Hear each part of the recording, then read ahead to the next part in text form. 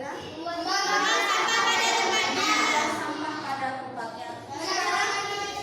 Memakai atribut seragamnya. Kira-kira kalian membuang sampah pada tempatnya itu apa? Ada alasannya? Enggak ada. Alasannya apa? Untuk menjaga kebersihan lingkungan. Kebersihan lingkungan. Ada yang lain? Oh, saya ingin mendapatkan hadiah dari Bu Guru. Saya takut dihukum kalau buang sampah sembarangan. Ada yang seperti itu? Berarti kalian melakukan semua itu karena dari Hati.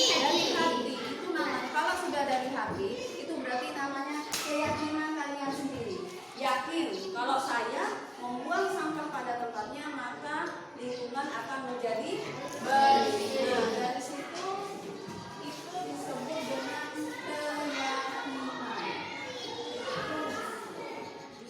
keyakinan.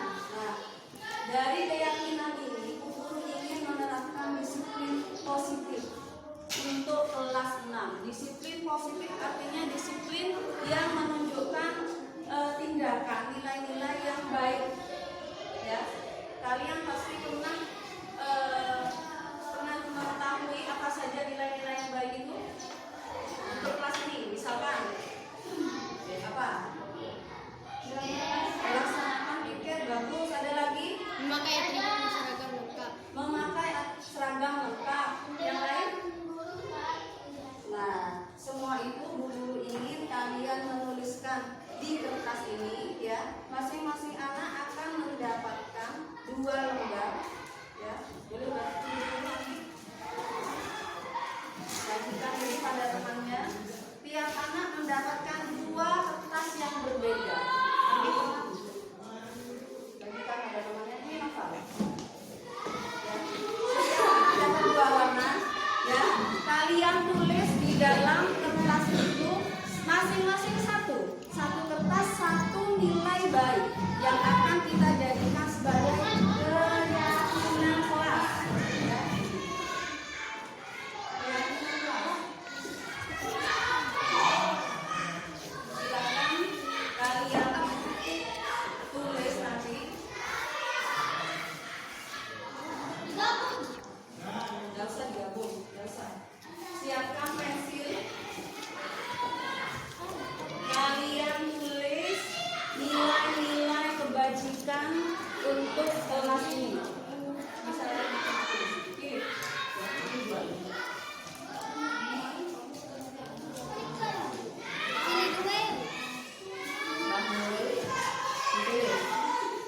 Terima kasih. Silahkan kalian tulis nilai kebajikan, ya, nilai kebajikan yang akan kalian tuangkan dalam kertas itu. Setelah selesai, kalian tempelkan di papan. Satu kertas satu.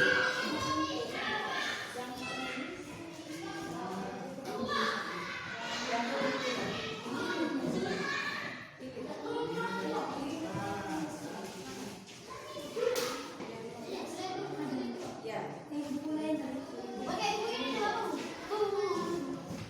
Ya. Kalian pilih 1 kertas hijau, ini lain ya. Ini 1 nilai kebajikan yang ingin kita terapkan sebagai keyakinan kelas. Yang ini berbeda juga. 1 nilai kebajikan. Setelah itu kalian tempel di papan. Ya. Silakan. Ya. Kalian.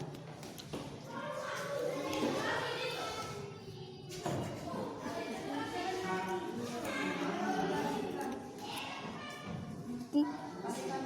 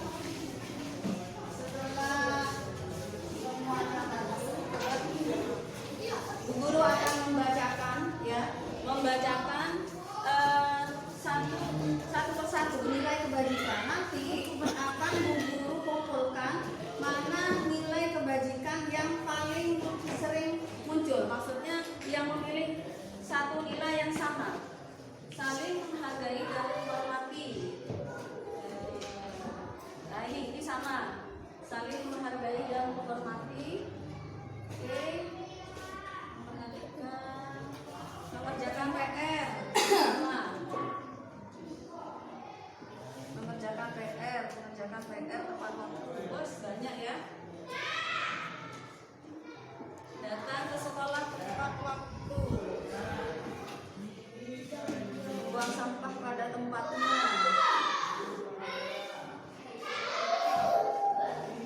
Datang ke sekolah tepat waktu ini sama. Bisa bantu Bu Guru? Ada yang bisa bantu Bu Guru ya? Menjaga fasilitas sekolah. Menjaga fasilitas sekolah. Yang sama Mbak? Tolong dicarikan yang sama. Sampah pada tempatnya. Boleh laki-laki satu? Sudah. Iya, ayo Bagas silakan bantu Bu Guru. Menerapkan budaya 5S. Membuang sampah.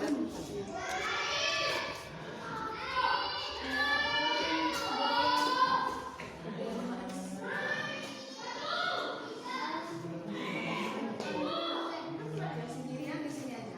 Yang sendirian di sini. Bicara dan menjaga sopan. Ikat, ada. Sendirian ya. Yang sendirian di sini. Terima kasih.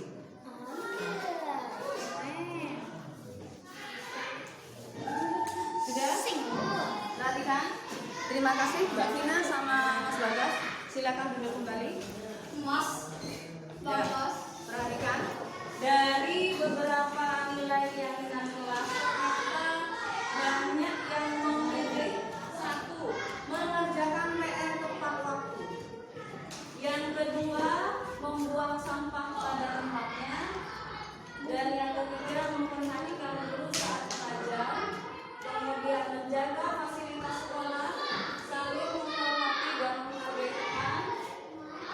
Kemudian datang ke sekolah tepat waktu dan memakai atribut seragam sekolah dengan lengkap. Nah, mana yang akan kita jadikan keyakinan kelas? Mengerjakan PR tepat waktu. Mengerjakan PR tepat waktu. Yang akan kita masukkan ke dalam keyakinan kelas yang Paling banyak. paling banyak, ya. Tapi apa hanya ini saja? Tidak. Ada berapa kira-kira? 1, 2, 3, 4, 5, 6. Ada 7, ya. Mau dinamisir dulu atau paskan 7? Paskan 7. Pasti saja ya. Nanti Bu Guru akan menulis keyakinan kelas yang sudah kalian pilih ke dalam kertas itu, ya. Nomor 1 bisa tolong bacakan, Andi. Silakan ambil yang paling banyak dulu. Yang paling banyak apa? Mengerjakan PR tepat waktu. Oke, kita belas ini ya. Mengerjakan semuanya. Ya tidak satu aja.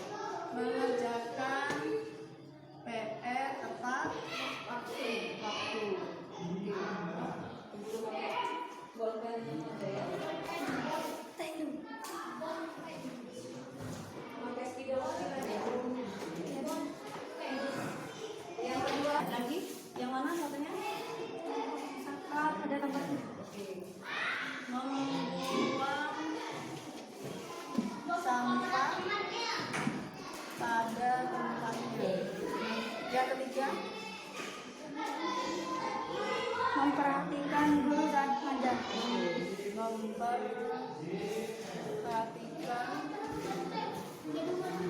guru saat Menjaga fasilitas. lanjut. Menjaga fasilitas sekolah. Oke. Menjaga fasilitas sekolah.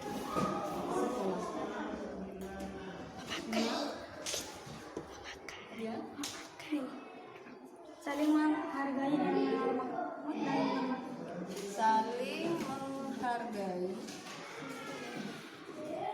dan menghormati. Lanjut. Memakai atribut seragam lengkap. Memakai atribut seragam.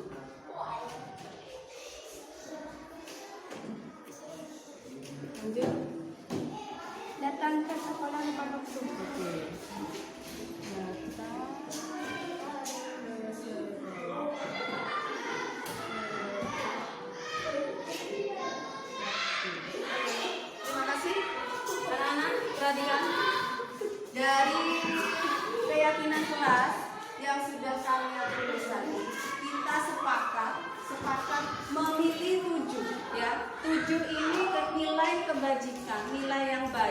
yang akan menjadi keyakinan kelas kita. Nah, keyakinan kelas ini harus kita laksanakan dengan sungguh-sungguh, tidak hanya sebagai pajangan saja. Ya, bisa baca bersama-sama kelihatan tanda-tandanya? Nomor 1, keyakinan kelas kita apa yuk?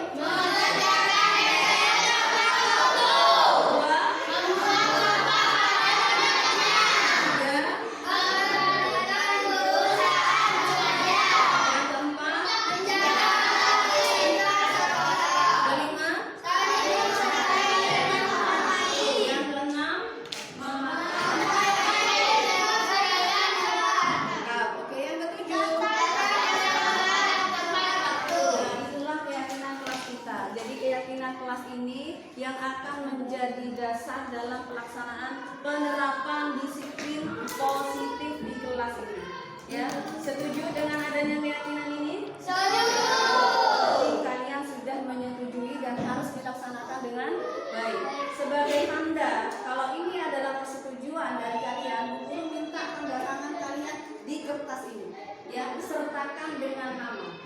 Oke, bisa diurut dari absen 1, urut 1, 2 sampai 15. Silakan maju. Ya. Jadi keyakinan kelas ini harus silakan ditanda. Enggak apa-apa. Nomor 1 tanda tangan sudah ya. Kasih nomor 1 kemudian tanda tangan. Diberi nama di bawahnya ya. Nama panggilan saja. Ya, nama panggilan. Ya apa deh. Oke, lanjut nomor 2.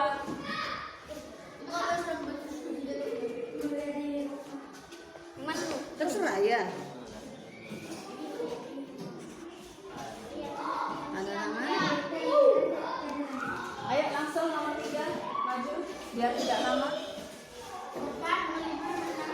Boleh bawa spidol sendiri kalau punya boleh. Ya. Ayo lanjut. Nomor 3.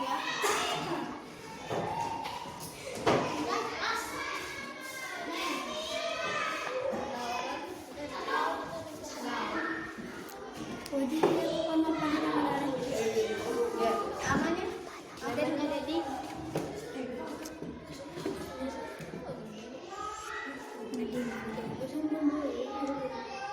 keempat langsung agak cepat ya. 5 siapa 5? Oke. 6 6 siap. Yang sudah minta tolong duduk dulu ya. Biar tidak menumpuk. Oke. Nomor 6 siapa? Oh, betul.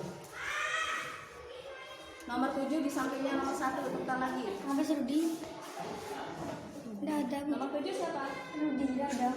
Oke, tidak masuk ya. Langsung Langsung, tidak apa-apa kasih nomor 7 tidak apa-apa.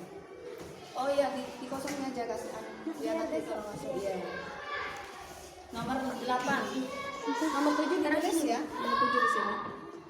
Lurus. Kasih nama siapa? Rudi.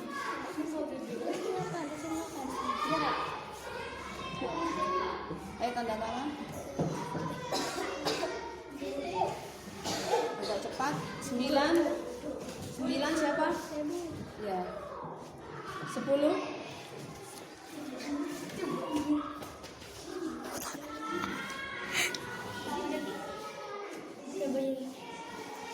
11.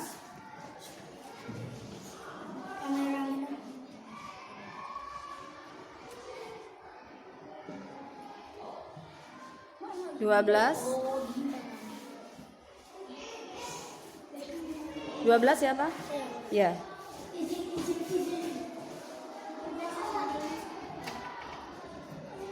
Sudah sampai. Ayo, langsung Bagas, tidak apa-apa. 12. 13.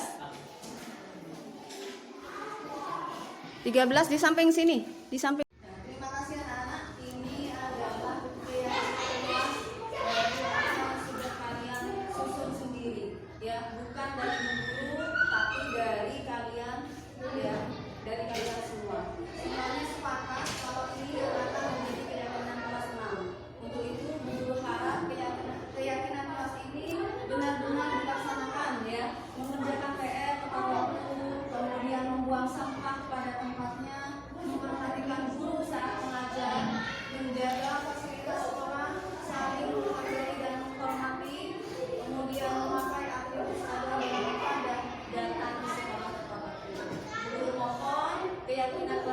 benar-benar dilaksanakan, tidak hanya sebagai pajangan, ya. Mampu dari keyakinan kelas ini, apakah kalian sanggup untuk bisa melaksanakannya dengan baik? Sanggup, ya. Ya, siap atau tidak? Siap atau tidak? Semangat dulu. Semangat pagi. Terima kasih. Untuk keyakinan kelas ini nanti akan Guru tempel di sini untuk kalian baca, perhatikan dan laksanakan dengan sungguh-sungguh. Ya sudah, mungkin hanya itu saja dari Guru. Terima kasih. Assalamualaikum warahmatullahi wabarakatuh. Waalaikumsalam warahmatullahi wabarakatuh.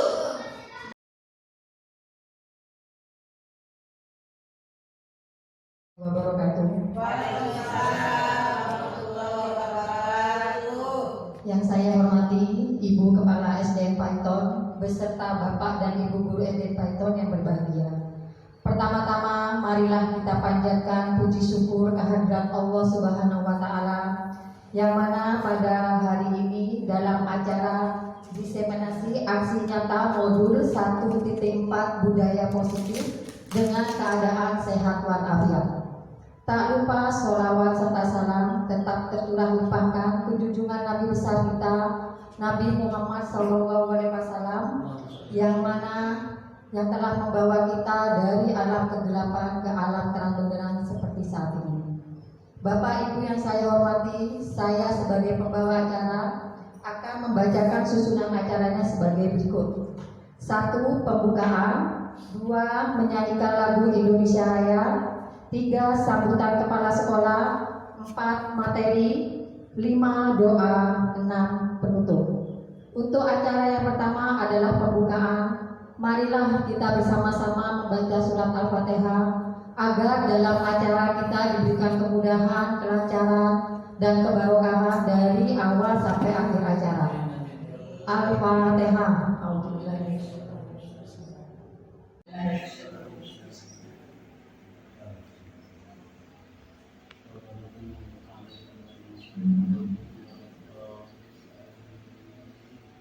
Acara yang kedua adalah menyanyikan lagu Indonesia Raya. Kepada Bapak Ibu dimohon untuk berdiri.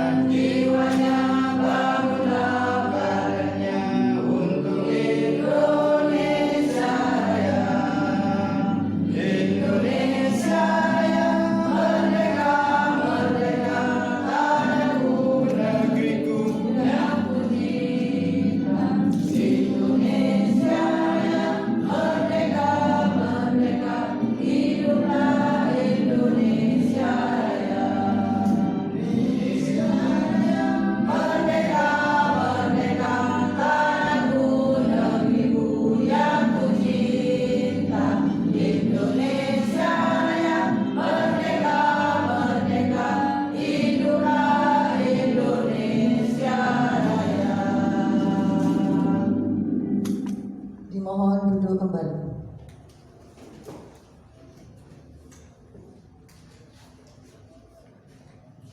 Acara yang ketiga, sambutan kepala sekolah. Kepada Ibu Arsiani saya persilakan.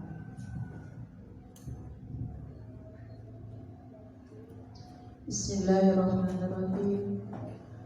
Assalamualaikum warahmatullahi wabarakatuh. Waalaikumsalam warahmatullahi wabarakatuh. Yang saya hormati Bapak Ibu Guru SD Negeri Paiton, beserta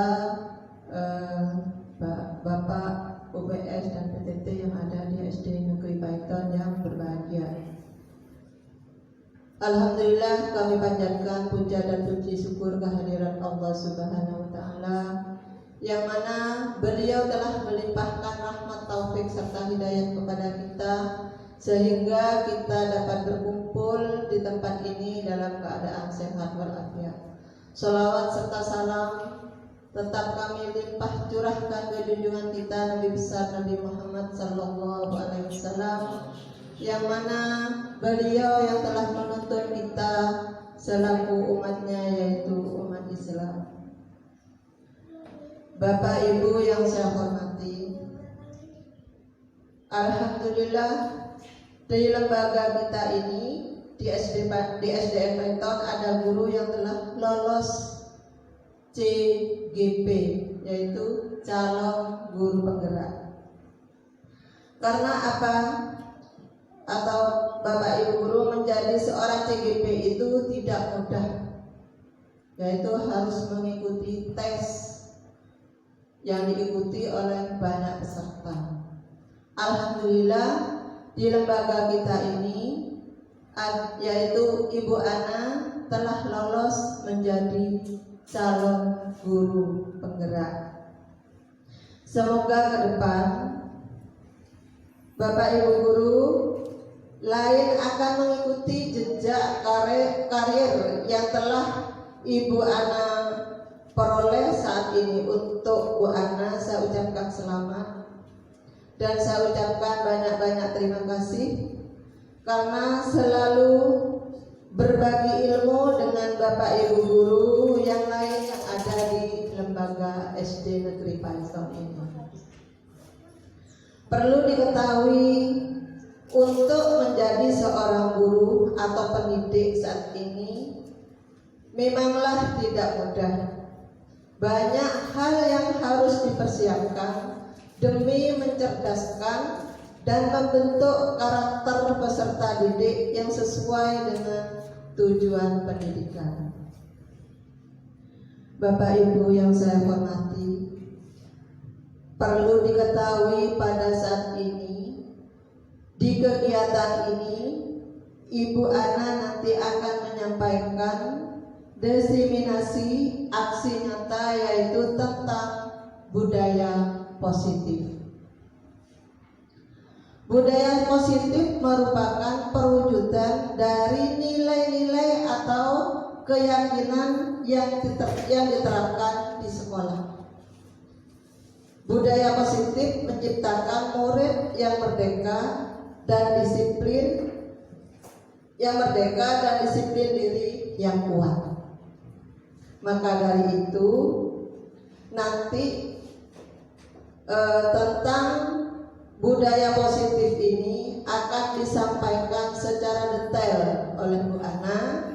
Semoga ilmu yang akan diberikan oleh Ibu Ana nanti bisa bermanfaat dan membawa barokah kepada semua Bapak Ibu guru dan juga kepada anak didik kita, dan juga semoga lembaga kita SD Paiton ini ke depan tambah maju.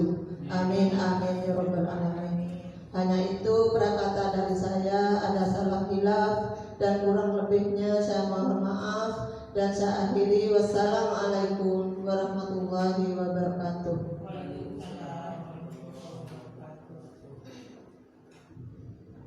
Acara keempat adalah materi. Dalam hal ini yang akan disampaikan oleh Ibu Ana Dwi Septiani.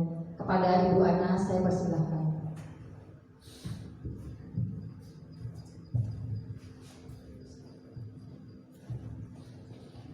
Bismillahirrahmanirrahim.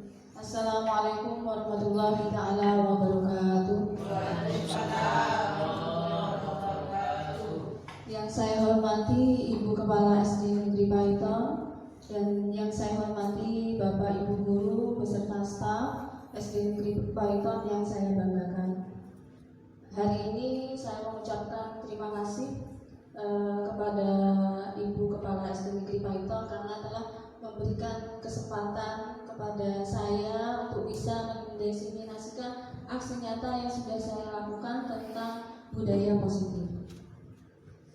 Sebelum itu, marilah kita mengucapkan puji syukur kehadiran Allah Subhanahu wa Ta'ala, karena pada siang yang cerah ini kita bisa berkumpul dalam acara diseminasi nyata modul 1.4 budaya positif dalam keadaan sehat walafiat.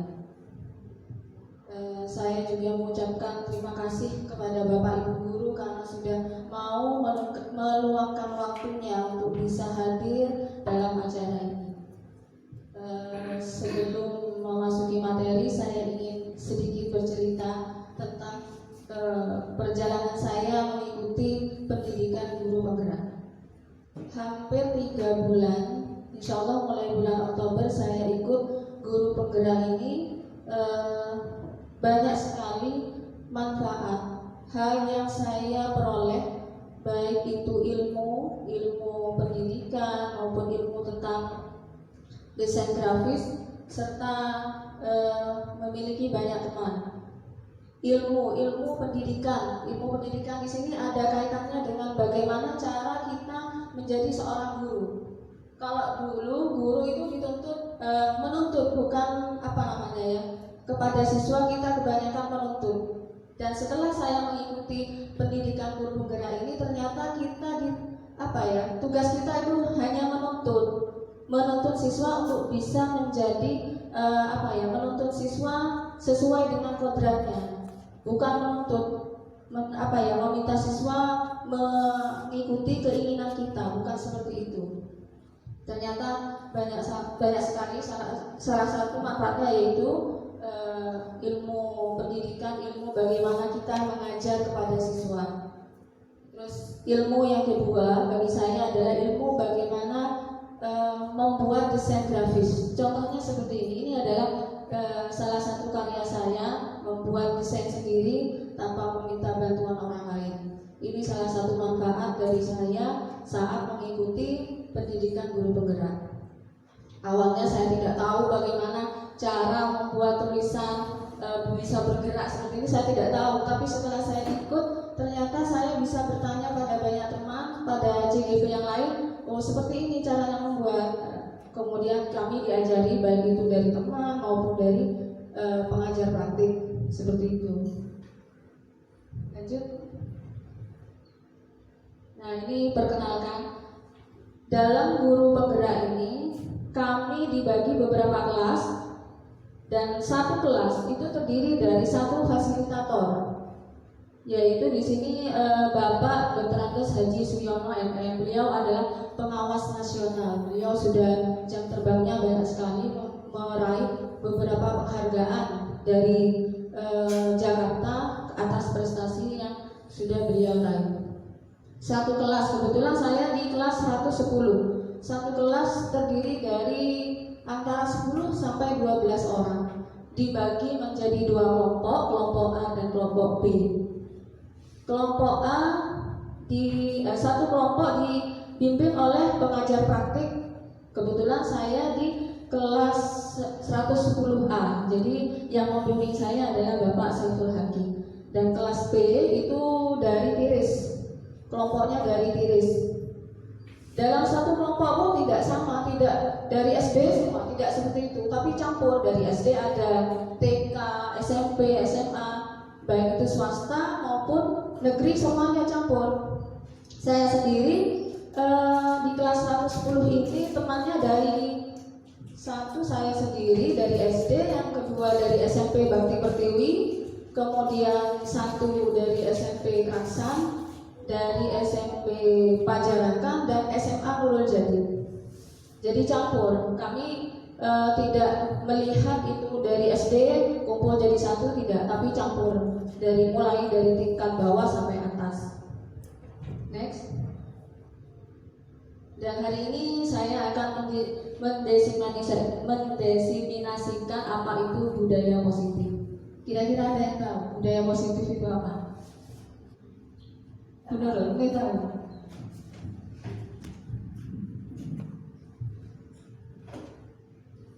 Menurut saya budaya itu kebiasaan yang ada di sekitar kita.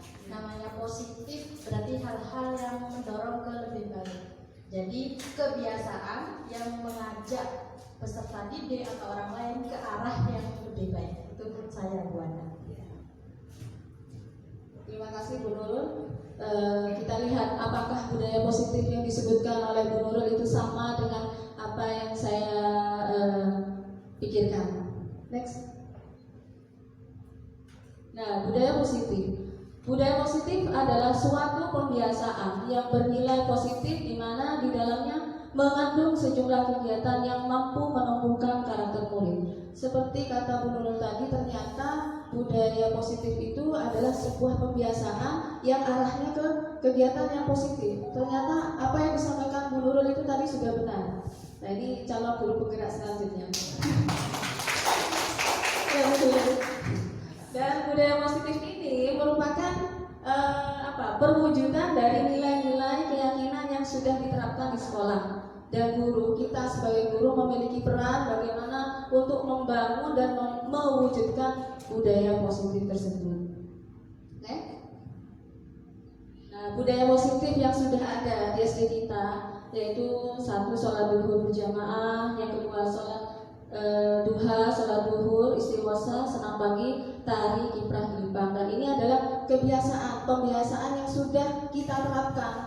Mungkin kita tanpa sadar kita sudah melakukan budaya positif, tapi kita tidak tahu pembiasaan yang sudah kita lakukan itu ternyata sudah menunjukkan budaya positif. Iya. Jadi seperti itu, kita alhamdulillah sudah banyak kegiatan yang kita lakukan di SD ini untuk menerapkan budaya positif tersebut. Lanjut.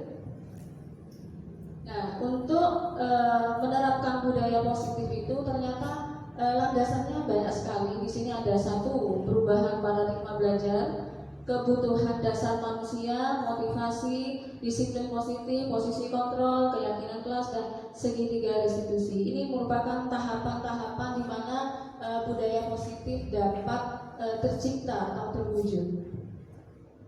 Lanjut. Yang pertama adalah perubahan paradigma belajar. Next. Perubahan paradigma belajar awalnya dari stimulus respon berubah menjadi pendekatan teori kontrol. Lanjut.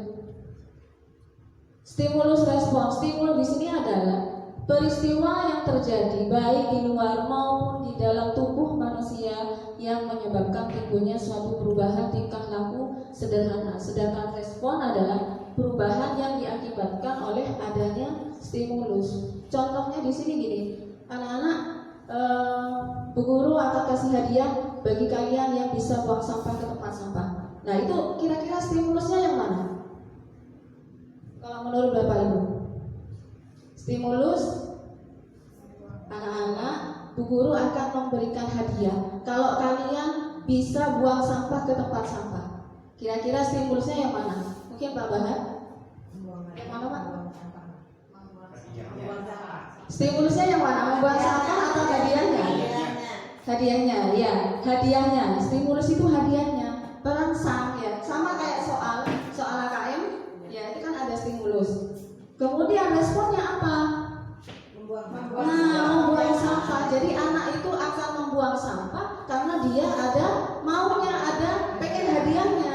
Nah, itu harus berubah, ya.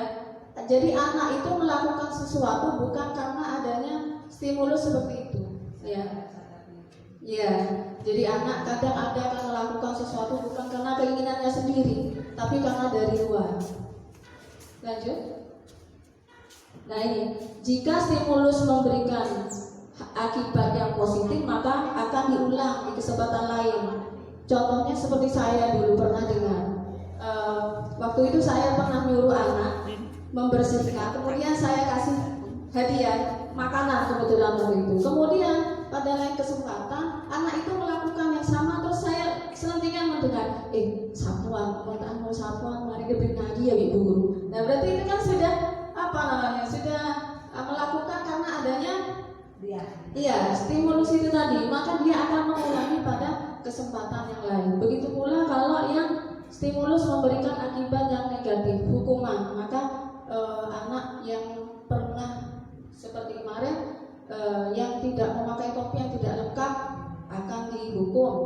itu kira-kira akan diulang atau bagaimana? Apa akan tetap seperti itu atau anak akan berhenti? Akan dihindari, ya seperti ini. Berarti stimulus yang memberikan akibat negatif seperti hukuman itu akan dihindari pada kesempatan lain. Oh, saya harus pakai takut dihukum sama bu guru, mau pakai atribut lengkap misalkan seperti itu. Ya, lanjut. Nah, kalau berdasarkan teori kontrol itu di sini dalam mendisiplinkan anak itu erat kaitannya dengan melakukan kontrol. Maksudnya di sini kita melakukan pendekatan di mana perubahan itu anak itu tidak melakukan sesuatu bukan karena keinginan dari luar, tapi dari keyakinan dia sendiri. Seperti itu. Lanjut. Nah, ini perbedaan antara stimulus dan teori kontrol. Di sini perilaku buruk dilihat sebagai suatu kesalahan, sedangkan kalau berdasarkan teori kontrol, semua perilaku itu memiliki tujuan, baik itu perilaku yang positif maupun negatif, itu berarti ada tujuannya. Kadang ada anak yang nakal, suka ganggu temannya, itu ada tujuannya sendiri. Nah, nanti itu akan kita lihat pada kebutuhan dasar. Lanjut. Nah, ini kita sudah masuk kebutuhan dasar manusia. Kebutuhan dasar manusia itu sebenarnya ada beberapa, ya. Nah, di sini ada contoh kasus. Nah, kasus di sini adalah Ibu Ida. Di sini ada contoh Ibu Ida, guru wali kelas 1 SD Python, sedang bingung menghadapi ulah salah satu murid di kelasnya yang bernama Kenza. Beberapa anak di kelas 1 telah datang padanya dan mengeluhkan Kenza yang seringkali meminta bekal makan siang mereka dengan paksa. Jika Anda menghadapi situasi seperti Ibu Ida, apa yang akan Anda lakukan? Dan menurut Anda, kira-kira apa alasan Kenza melakukan hal itu? Mungkin bisa dijawab oleh Ibu Kepala Sekolah.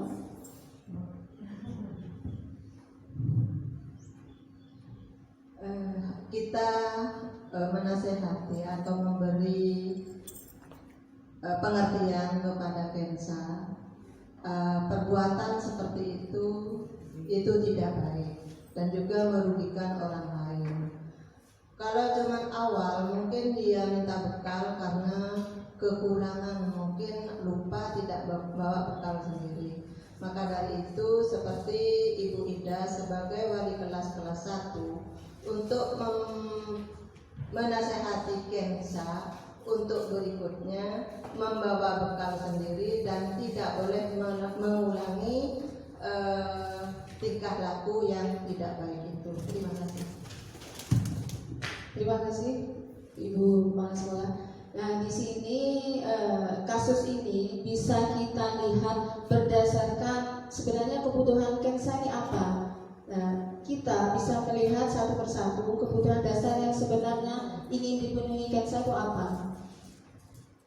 Yang pertama adalah kebutuhan dasar manusia itu ada 5, yaitu bertahan hidup, cinta dan kasih sayang, penguasaan, kesenangan dan kebebasan. Kira-kira kalau dari contoh kasus Kenza ini masuk yang mana? Bertahan hidup. Oh, bertahan hidup. Kalau misalkan apa tidak bisa dari cinta dan kasih sayang? Bisa juga ya. Dari kesenangan? Bisa. Nah, bisa juga. Mari kita lihat kebutuhan dasar apa yang sebenarnya ingin diperoleh oleh Kenza. Klik. Nah, kebutuhan bertahan hidup di sini hubungannya dengan bersifat fisiologis untuk bertahan hidup, misalnya kesehatan, rumah dan makanan. Dalam kasus ini mungkin Kenza saat ditanya Bu Ida mungkin karena ia lapar dan orang tuanya tidak membawakan bekal makan siang, maka dia berusaha untuk memenuhi kebutuhannya dengan mengambil paksa makanan temannya. Jadi kalau misalkan ada anak mungkin bekalnya tempe, terus dia mungkin bosan, jadi dia minta bekal temannya. Lihat punya temannya daging ayam, telur gitu ya. Jadi dia kepengen, ya. Jadi itu kebutuhan untuk bertahan hidup. Ya. Kemudian yang selanjutnya adalah bisa juga dia karena kurang, istilahnya butuh kasih sayang dan rasa diterima. Nah, dalam kasus ini ketika dia melakukannya, kemudian ada teman yang melaporkannya, jadi dia merasa senang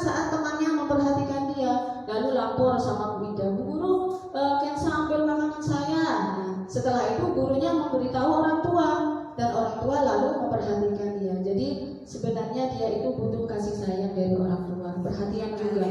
Iya, perhatian. Mungkin selama ini di rumah dia kurang kasih sayang atau bagaimana, jadi dia minta perhatian baik itu dari teman maupun dari gurunya. Lanjut. Penguasaan. Nah, kalau penguasaan ini dia ingin dianggap berharga, bisa membuat perbedaan dan bisa membuat pencapaian, pengen diakui, dihormati, nah ditakuti ya. Jadi kalau misalkan jawaban Kensa, kenapa kok dia ambil makanan temannya, mungkin biar teman jadi takut, temannya jadi takut dengan dia dan menuruti keinginannya. Jadi biar dia bisa berkuasa di kelas itu. Jadi sebenarnya kalau dilihat dari jawaban ini, dia ingin memenuhi kebutuhan dasar akan kekuasaan, seperti itu. Ya, ingin merasa hebat. Kebebasan. Nah, tadi kebebasan di sini sama seperti yang kata Pak Bahar tadi, ingin mencoba makanan yang beragam. Tadi ada hubungannya juga dengan kebutuhan kebutuhan hidup. Nah, ini hampir sama, cuma ini kebebasan di sini ingin mencoba makanan teman-temannya yang beraneka ragam. Dia merasa bosan dengan bekal makanan yang itu-itu saja. Ya, iya, ya. Mungkin sama orang tuanya karena kesenangannya, jadi dibawakan terus. Senangannya tempe, jadi dibawakan tempe terus ya. Kasihan juga kalau kita melihat anak-anak yang seperti itu. Dia juga berusaha ingin yang bebas, pengen yang seperti ini, seperti itu. Kemudian kesenangan. Ini kesenangan sama juga hampir mirip dengan mencari perhatian. Nah, kalau di sini kesenangan di sini dia merasa senang kalau pas lihat temannya jengkel, senang kalau pas temannya itu marah, dan dia merasa itu merasa bangga kalau dirinya bisa membuat orang lain kesal, dan itu menurut dia lucu. Nah, itu termasuk kebutuhan akan kesenangan. Mungkin di rumah atau di tempat bermain dia tidak mendapatkan hal itu, jadi dia melakukannya di sekolah, seperti itu. Nah, ini untuk yang ketiga, dasar-dasar positif, budaya positif adalah motivasi perilaku manusia. Motivasi ada dua, yaitu motivasi eksternal dan internal. Eksternal di sini yang pertama, untuk tujuannya adalah untuk menghindari ketidaknyamanan, takut dihukum. Ya, kemudian ada yang ingin mendapatkan imbalan, sama seperti contoh tadi, membuang sampah karena pengen dapat hadiah. Ya, membuang sampah takut dihukum sama bapak dan ibu guru. Berarti itu termasuk motivasi eksternal. Eksternal itu dari mana, Bapak Ibu? Dari luar, bukan dari dirinya sendiri. Ya, dari luar. Dan untuk motivasi internal motivasi ini yang paling baik, yaitu tujuannya untuk menjadi orang yang mereka inginkan dan menghargai diri sendiri dengan nilai-nilai yang mereka percaya. Jadi kalau misalkan anak tanpa disuruh dia membuang sampah sendiri, berarti itu sudah termasuk motivasi yang mana? Ya, internal ya. Motivasi internal dari dalam dirinya, bahwa dia dari dengan keyakinannya dia yakin bahwa dengan membuang sampah lingkungan akan menjadi bersih, bukan karena takut pada bapak ibu guru. Ya, dan motivasi internal ini kita harus sebagai guru harus menghindari hukuman dan pemberian penghargaan berlebihan, agar motivasi internal ini tidak berubah menjadi motivasi eksternal, seperti itu. Nah, dari teori motivasi tadi, penerapan disiplin positif harus dilakukan dengan alasan ketiga. Siswa melakukan kebaikan sesuai dengan keyakinan kelas atau nilai yang sudah tertanam dalam dirinya. Kira-kira bisa atau tidak melakukan seperti itu?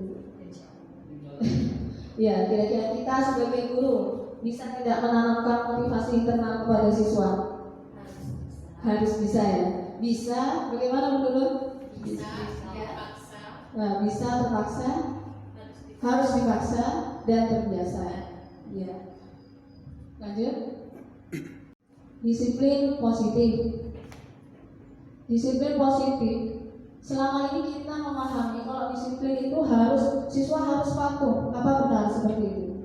Patuh pada peraturan sekolah, harus buang sampah ke tempat sampah, harus memakai atribut sekolah lengkap. Itu peraturan sekolah. Apakah seperti itu penerapan disiplin positif? Kira-kira? Tidak ya? Ya, seperti apa disiplin positif itu? Nah, disiplin positif merupakan pendekatan mendidik anak untuk melakukan kontrol diri, membentuk kepercayaan diri, mengajarkan anak untuk bertanggung jawab dan menumbuhkan kesadaran diri berdasarkan nilai kebajikan, dan memberdayakan anak untuk melakukan sesuatu tanpa sogokan, ancaman maupun hukuman. Jadi disiplin di sini kita sebagai guru harus menerapkan, melakukan pendekatan pada siswa, bukan mengajarkan anak untuk disiplin bukan karena adanya ancaman maupun hadiah ataupun yang lain. Jadi harus berdasarkan keinginan dari siswa itu sendiri. Seperti itu. Nah, contohnya datang ke sekolah tepat waktu, memakai seragam, ini contoh-contoh penerapan disiplin positif yang ada di sekolah. Kita sebagai guru berperan untuk mewujudkan hal itu dan membantu siswa untuk melaksanakan disiplin positif. Lanjut. Posisi kontrol. Nah, di sini maksudnya kita sebagai guru. Di sini ada sebagai penghukum, pembuat merasa bersalah, teman, pemantau, manajer. Kira-kira kalau Bapak Ibu sendiri sudah posisi Bapak Ibu di mana? Kira-kira?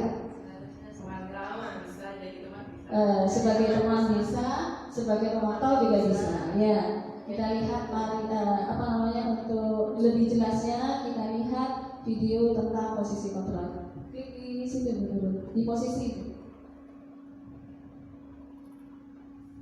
Kita saksikan bersama video tentang penerapan posisi kontrol. Kalau mau belajar di ruang guru, materi aku belajar di ruang guru itu kuat. Jadi soal dosen itu kayak ini yang aku belajar kemarin, jadi seneng banget gitu.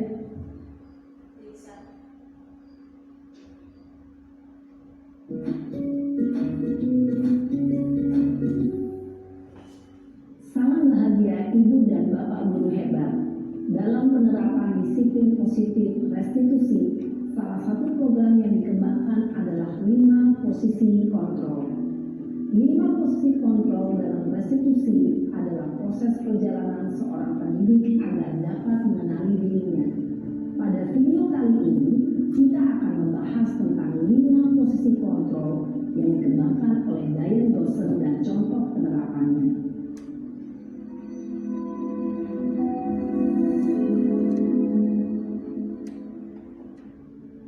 Posisi kontrol itu adalah 1. Posisi penghukum, 2. Posisi pembuat merasa bersalah, 3. Posisi teman, 4. Posisi pemantau atau monitor, dan 5. Posisi manajer. Untuk lebih memahami kelima posisi tersebut, mari kita saksikan kasus Naren yang terlambat hadir 20 menit di sekolah dan melihat bagaimana kelima posisi kontrol dalam menghadapi masalah tersebut.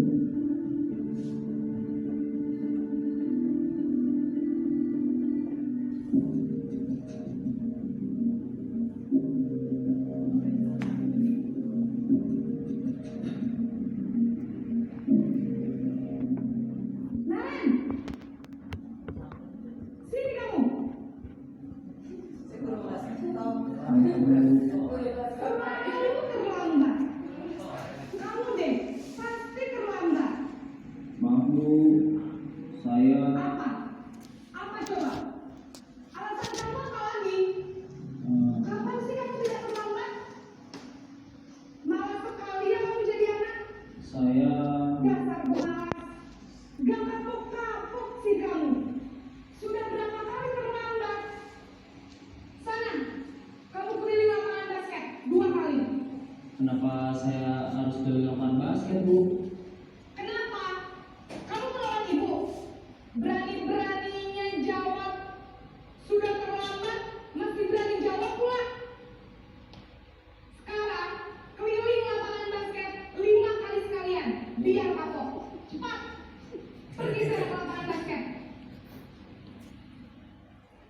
Posisi penghubung biasanya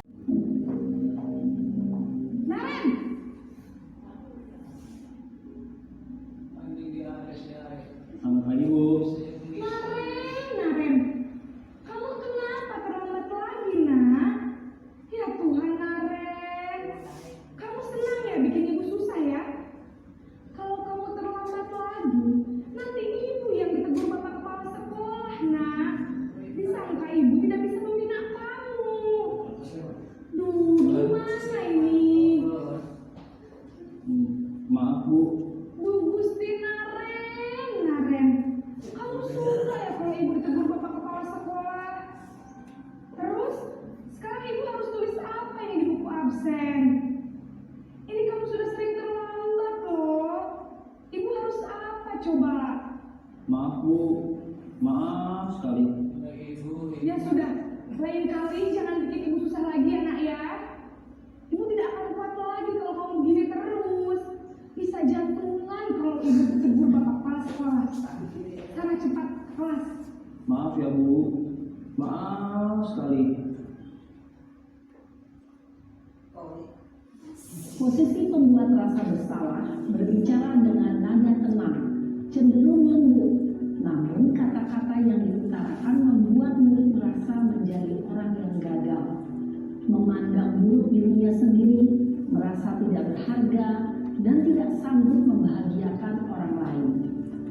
Ketika guru mengambil posisi pembuat rasa bersalah, murid akan menganggap dirinya yang bersalah dan ia akan menyimpan emosi negatif tersebut di dalam dirinya.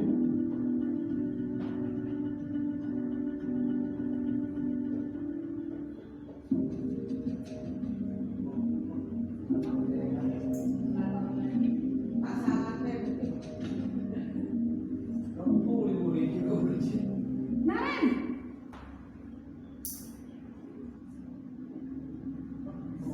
Selamat pagi, Bu. wah, sudah jam berapa ini nak? Terlambat lagi ya sayang. Iya, Bu. Habis ibu saya lupa bangunkan saya, Bu. Kamu malah menyalahkan ibu kamu. Kamu bukannya anak yang larinya paling kencang. Kok terlambat sih? Iya, Bu. Saya memang terlambat bangun tadi. Jadi biarpun saya lari kencang, tetap gak kekejar, Bu. Ya sudah sana. Nanti lain kali larinya lebih kencang lagi ya. Biar gak terlambat lagi. Bikin seneng ibu. Demi ibu. Bisa kan? Bisa lah, Bu. Ya sudah sana masuk kelas. Ibu beresin urusan absen kamu. Kamu ini ada-ada saja.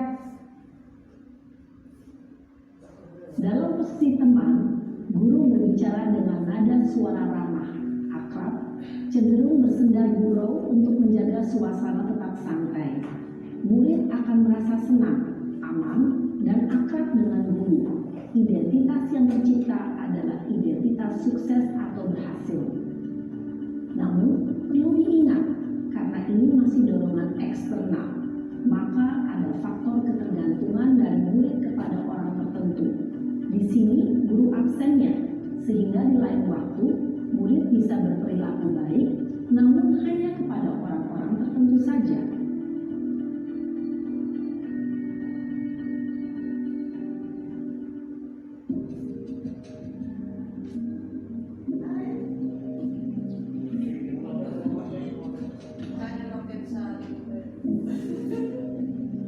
Naren,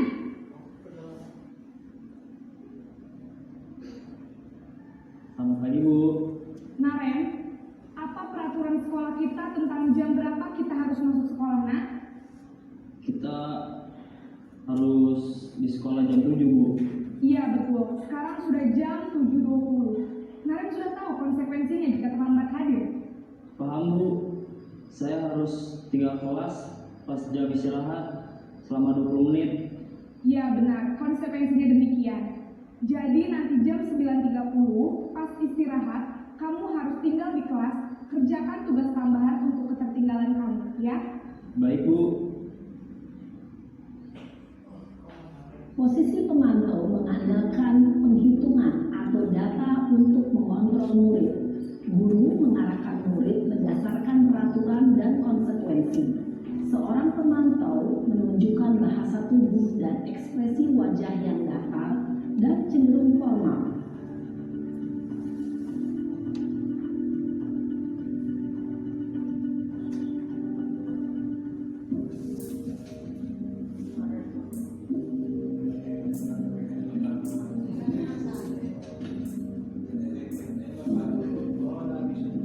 Naren,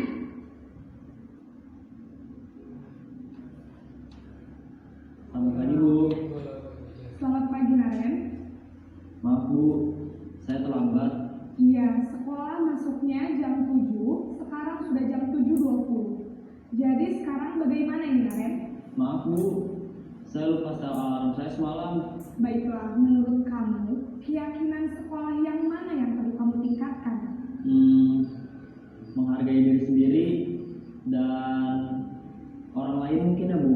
Setuju. Jadi, apakah Naren meyakini prinsip saling menghormati tersebut? Iya Bu, saya meyakininya. Apakah Naren bersedia memperbaiki masalah keterlambatan ini? Bersedia Bu. Bagaimana kamu akan perbaiki masalah keterlambatan ini? Saya akan coba untuk tidak lupa menyetel alarm saya Bu. Baik, kalau Naren lupa menyetel alarm di rumah, ada orang yang kira-kira bisa bantu mengingatkan tidak? Ada Bu, kakak saya, Kak Emma. Ada lagi selain Kak Emma? Selain Kak Emma, ada ibu saya. Baik, jadi yang mengingatkan Naren adalah Kak Emma dan ibu kamu ya? Kira-kira akan mulai setel alarm kapan nih Naren? Setelah pulang sekolah, akan segera saya lakukan.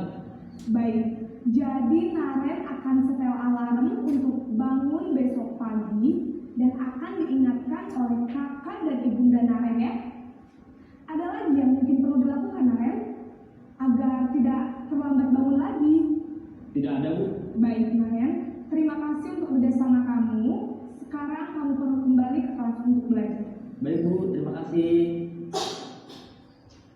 Posisi manajer adalah posisi kontrol yang disarankan untuk membimbing murid memiliki sikap disiplin yang positif, yaitu murid yang mandiri, bertanggung jawab, dan dapat memecahkan masalah. Tujuan dari posisi ini adalah agar murid dapat berefleksi atas tindakannya. Guru akan dengan tulus memberikan pertanyaan-pertanyaan bermakna, sehingga membuat murid dapat belajar dari kesalahannya dan mencari sebuah solusi untuk menyelesaikannya. Ibu dan bapak guru hebat, setelah mengamati adegan kelima posisi kontrol tadi, kira-kira posisi mana yang paling ideal? Posisi mana yang dapat menunjang motivasi intrinsik murid? Ya, tentu posisi manajer. Posisi ini memang posisi ideal yang ingin dituju setiap pendidik. Pada posisi inilah, guru dapat menerapkan disiplin positif yang berpihak pada murid, yang memerdekakan murid. Perjalanan seorang pendidik tentunya tidak mudah untuk sampai pada posisi seorang manajer. Namun, tujuan kita pasti, yaitu menciptakan murid-murid yang mandiri, merdeka, dan bertanggung jawab. Semoga penggambaran 5 posisi kontrol yang telah diperlihatkan ini dapat menjadi ajang refleksi bagi kita semua, agar dapat terus mengasah dan menerapkan disiplin positif yang memerdekakan murid. Mari terus berlatih dan bersemangat. Disiplin positif yang memerdekakan murid. Mari terus berlatih dan bersemangat. Selamat menerapkan. Salam dan bahagia, Ibu dan Bapak Guru hebat. Bagaimana Bapak Ibu setelah lihat video tadi? Kira-kira Bapak dan Ibu posisinya dari mana? Sebagai manajer. Masih posisi yang mana Pak? Yang pertama berarti sebagai penghukum. Masih posisi penghukum. Ada. Bagaimana Pak? Oh iya, berarti selama ini apa yang kita lakukan masih keliru Pak ya. Kita harus berubah menjadi posisi manajer. Tampilkan di klip, tampilkan atas. Nah, di situ ditunggu dulu. Nah, itu bawah.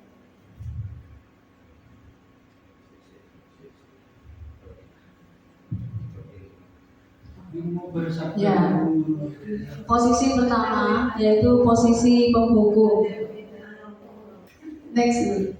Posisi penghukum, mungkin kebanyakan dari kita masih banyak dari kita posisi sebagai penghukum. Ternyata itu keliru ya, ini tidak baik untuk anak-anak karena di sini nanti akan menyimpan dendam tersendiri kepada guru yang memberi hukuman. Kemudian next Bu.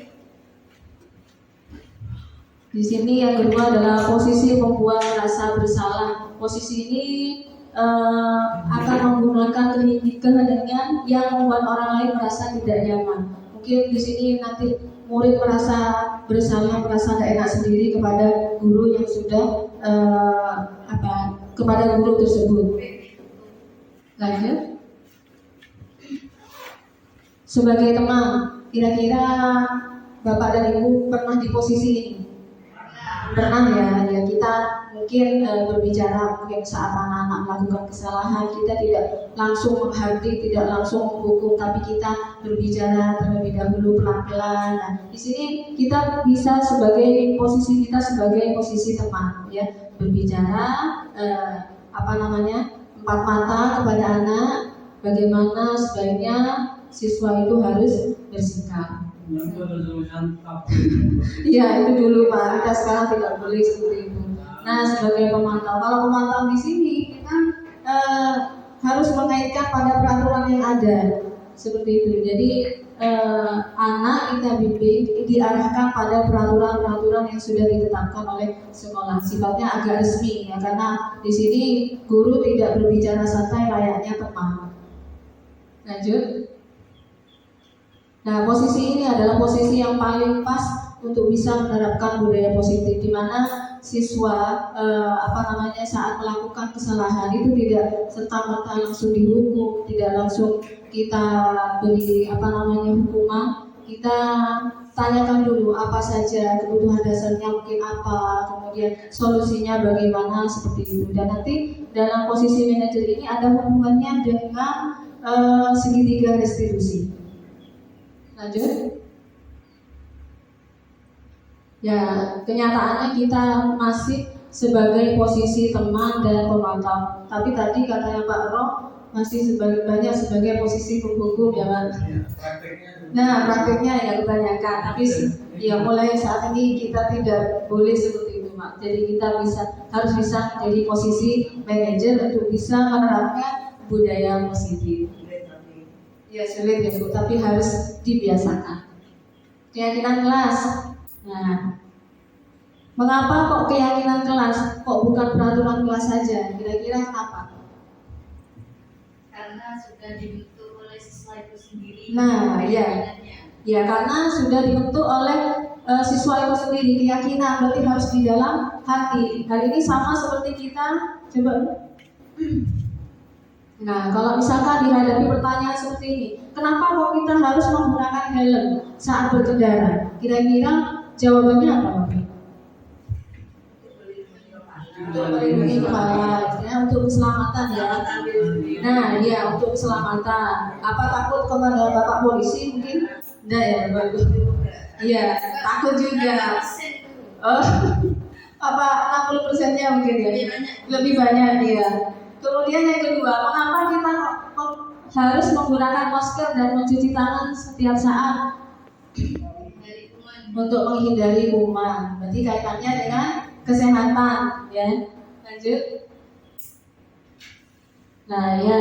Untuk jawaban yang pertama hubungannya dengan keselamatan, dan yang kedua hubungannya dengan kesehatan. Lanjut. Nah, keselamatan dan kesehatan ini merupakan keyakinan yang ada yang timbul dari dalam diri Bapak Ibu sendiri. Nah, karena yakin berarti apa yang kita lakukan itu termotivasi dari dalam, tidak terpengaruh dari luar. Jadi saya harus pakai helm karena takut sama Pak Polisi, tidak, karena saya ingin melindungi, saya ingin selamat, seperti itu. Saya pakai masker, cuci tangan biar sehat, tidak ada kuman yang masuk saat makan, misalkan seperti itu. Nah, itu sebuah keyakinan. Nah, sama seperti guru, kita juga harus menerapkan keyakinan pada siswa. Jadi biar siswa itu apa? Melakukan sesuatu bukan dari motivasi eksternal tadi, tapi dari dalam diri mereka sendiri. Nah, kita sebagai guru itu harus menerapkan keyakinan-keyakinan tersebut dengan cara menerapkan nilai-nilai kebajikan. Nilai-nilai kebajikan yang harus ditanamkan kepada siswa melalui keyakinan kelas yang sudah dibuat. Keyakinan kelas, jadi keyakinan kelas di sini adalah salah satu disiplin positif yang diterapkan untuk membangun budaya positif. Jadi budaya positif itu akan terbentuk kalau kita sebagai guru sudah bisa menerapkan keyakinan kelas, menjalankan keyakinan kelas pada murid. Ya, keyakinan kelas berupa pernyataan yang mudah diingat, dipahami dan harus diterapkan dalam lingkungan sekolah. Dan kita sebagai guru harus mewujudkan keyakinan tersebut dengan adanya kesepakatan, perjanjian istilahnya antara guru dan murid. Nah, ini adalah keyakinan kelas 6. Keyakinan ini dibuat dengan anak memilih, menentukan nilai-nilai apa yang akan dijadikan sebagai keyakinan kelas. Mungkin kita bisa melihat video keyakinan terbentuknya keyakinan kelas ini. Diklik di gambarnya. Yang satunya ini? Ya, klik situ.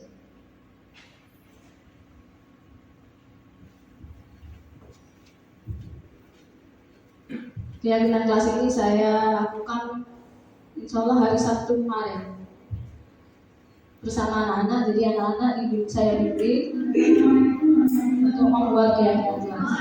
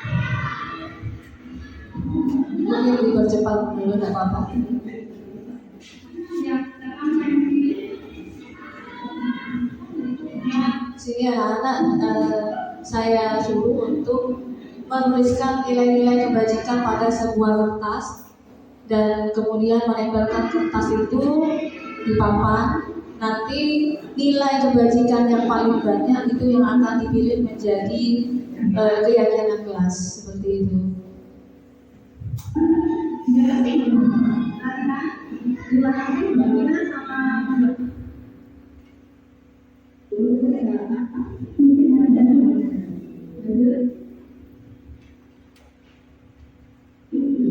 Nah, di situ setelah memilih ternyata ada 7 nilai yang banyak dipilih oleh anak. Mengerjakan PR tepat waktu, memakai seragam, atribut seragam lengkap, datang ke sekolah, memperhatikan guru saat mengajar, membuang sampah pada tempatnya, dan menjaga fasilitas sekolah. Kemudian keyakinan kelas yang sudah dibuat itu ditandatangani sebagai bentuk kesepakatan antara guru dan murid. Dan dari situ saya kemudian keyakinan kelas yang sudah dibuat saya buat seperti ini. Contohnya saya buatkan banner jadi biar bisa tampil menarik, bisa dilihat oleh anak dan dibaca. Tidak hanya dibaca tapi harus diterapkan benar-benar. Mungkin sudah dulu. Nah, itu keyakinan kelas. Nah, kemudian kami foto bersama. Lanjut. Ini sudah buktinya, bukti fisiknya ya Bapak Ibu. Ini salah satu karya yang saya buat juga. Ini hal positif yang saya dapatkan dari pendidikan guru penggerak. Jadi saya mungkin teman-teman nanti bisa ikut guru penggerak. Jadi banyak sekali, banyak ilmu yang didapat ya kepada Bapak Ibu. Mungkin yang lain bisa ikut. Oh, iya. Lanjut. Nah, segitiga restitusi ini adalah landasan yang paling terakhir, di mana segitiga restitusi ini adalah upaya dalam mendisiplinkan siswa, tapi dengan cara siswa sendiri yang menyelesaikan masalahnya. Jadi jika ada siswa yang bermasalah, bukan guru yang menyelesaikan, tapi murid itu sendiri. Sama seperti contoh Naren tadi, dalam posisi guru sebagai posisi manajer. Nah, di situ guru hanya mengarahkan, tidak langsung menghukum. Jadi anak di sini diarahkan bagaimana, kenapa kok berbuat seperti ini, alasannya apa, kemudian bagaimana solusinya, kemudian seperti apa nanti selanjutnya akan anak lakukan. Nah, ini kita melakukan restitusi seperti ini dalam menyelesaikan masalah.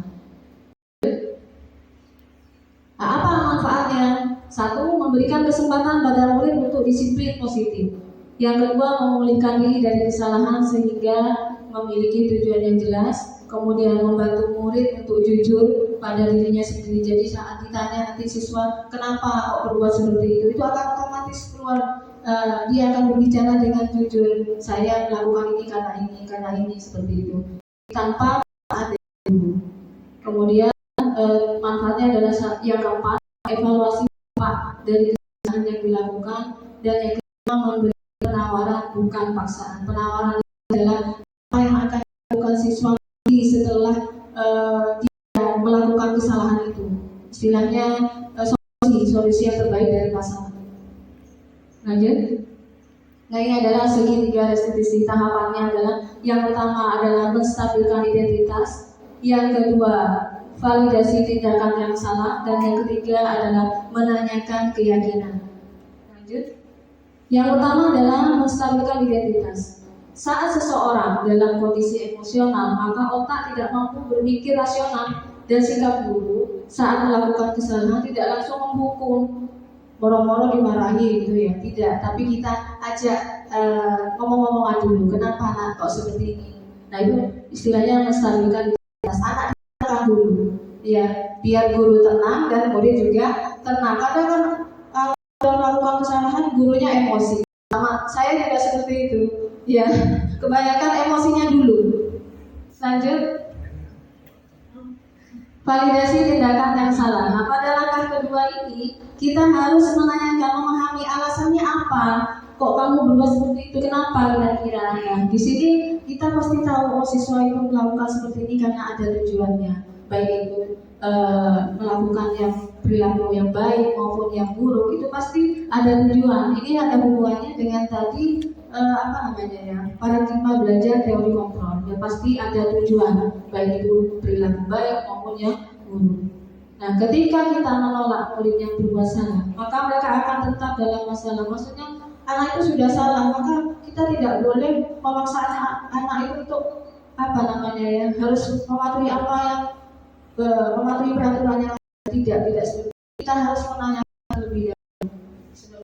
Kita harus memahami alasan apa. Mungkin seperti tadi kasusnya siapa, Kenza. Nah, itu kan ditanyakan dulu ya.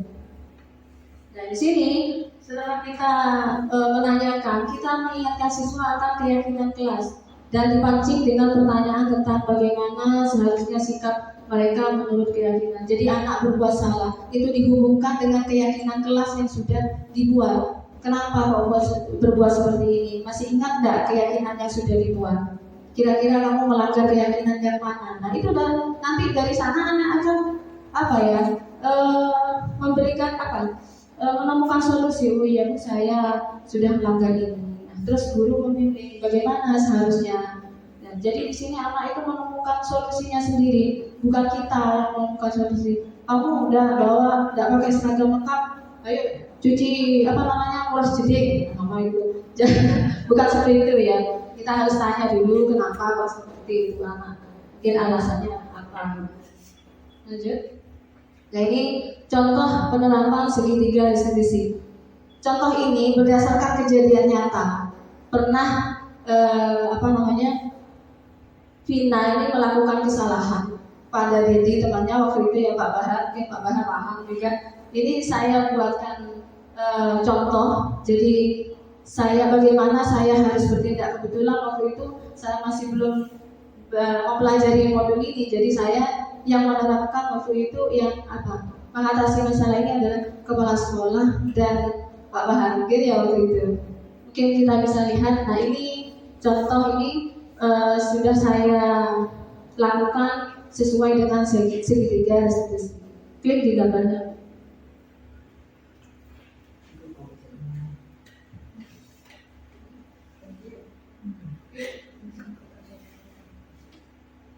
Ini kejadian kejadian nyata.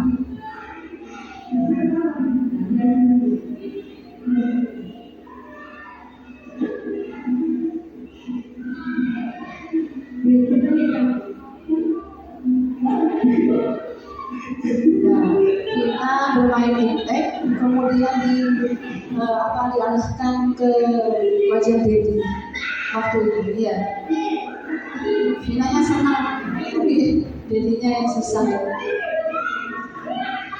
Kemudian anak-anak laporkan.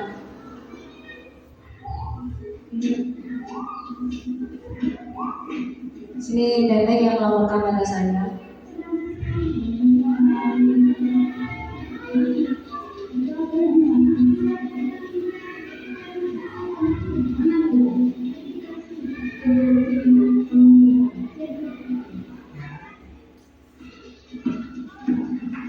Di sini saya melakukan segitiga restitusi. Yang pertama, menstabilkan anak dulu, menstabilkan identitas.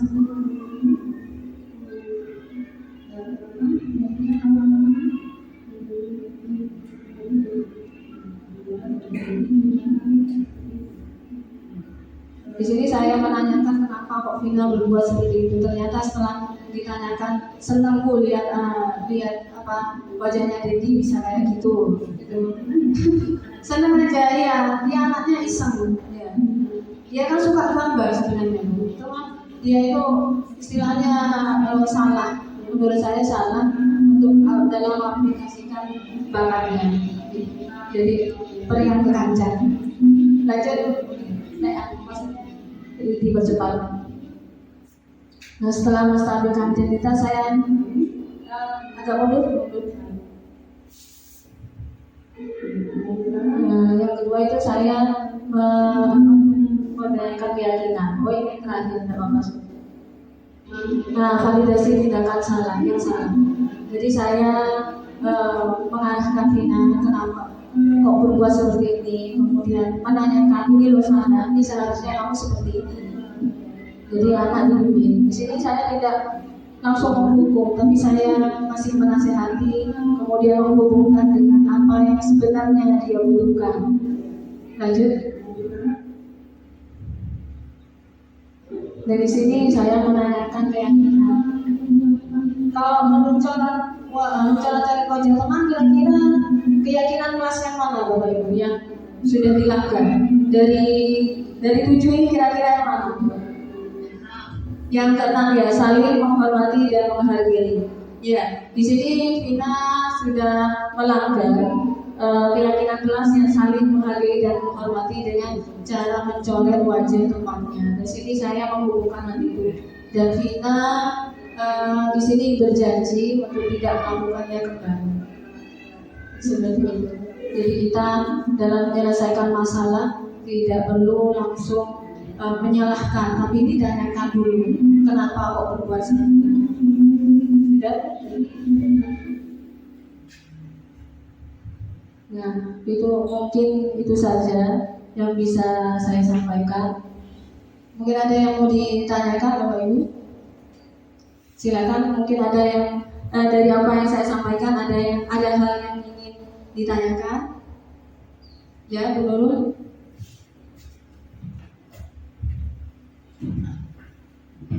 Terima kasih atas kesempatannya dan ilmu-ilmunya ya. Menarik sekali ya. Jadi kalau saya lihat tadi, wah benar-benar mendidik sekali. Ya. Bu Ana, tentunya keyakinan kelas ini sudah disepakati bersama-sama siswa dan guru. Bagaimana Bu Ana jika ada murid yang masih melanggar keyakinan yang sudah disepakati bersama? Seperti itu pertanyaannya. Terima kasih.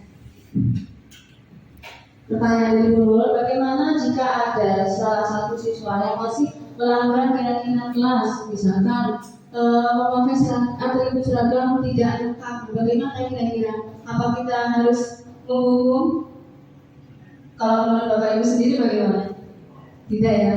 Awal yang pertama kita lakukan mungkin menegur dulu kenapa kok bisa tidak lengkap.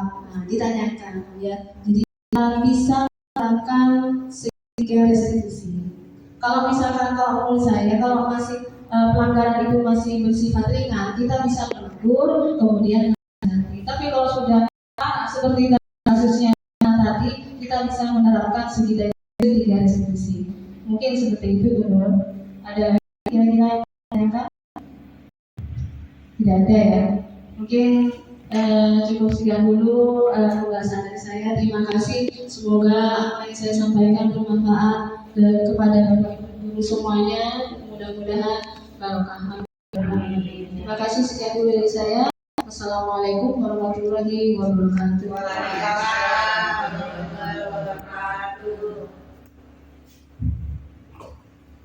Acara yang kelima adalah doa yang akan dipimpin oleh Bapak Baharudin. Saya persilakan.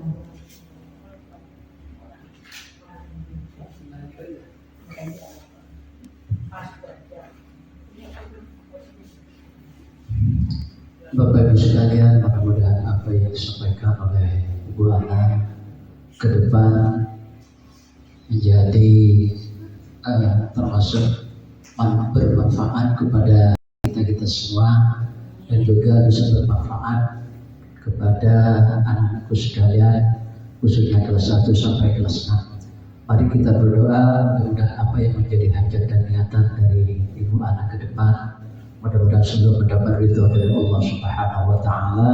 Amin amin ya rabbal alamin. Ala hadhihi niyyah wa ala kulli niyatin shalihah bi syafaat Rasulullah sallallahu alaihi wasallam. Al-Fatihah.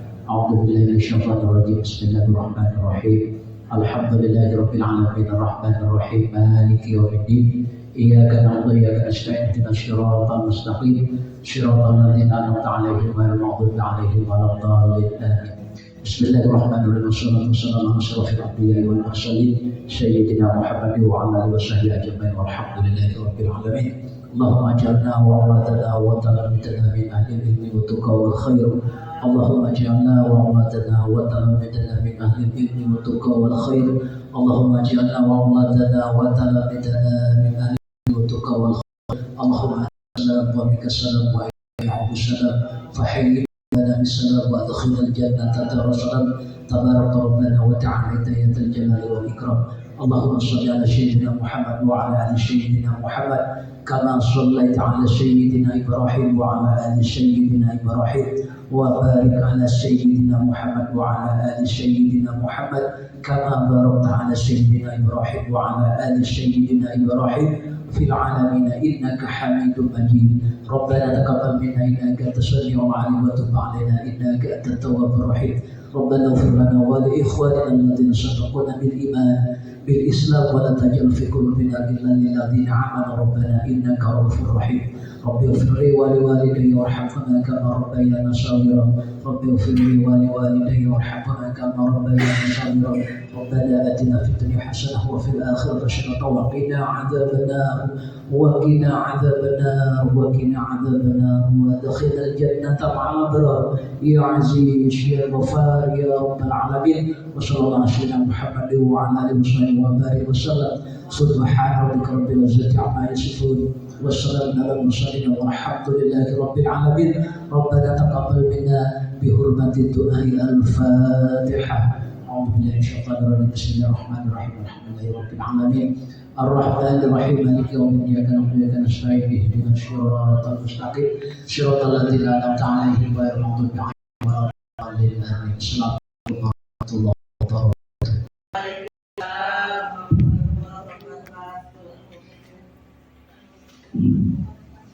Acara kali saya selaku pengacara apabila dari awal sampai akhir ada kesalahan saya mohon maaf dan saya akhiri wabillahi taufiq wal hidayah. Waalaikumsalam warahmatullahi wabarakatuh. Waalaikumsalam warahmatullahi wabarakatuh.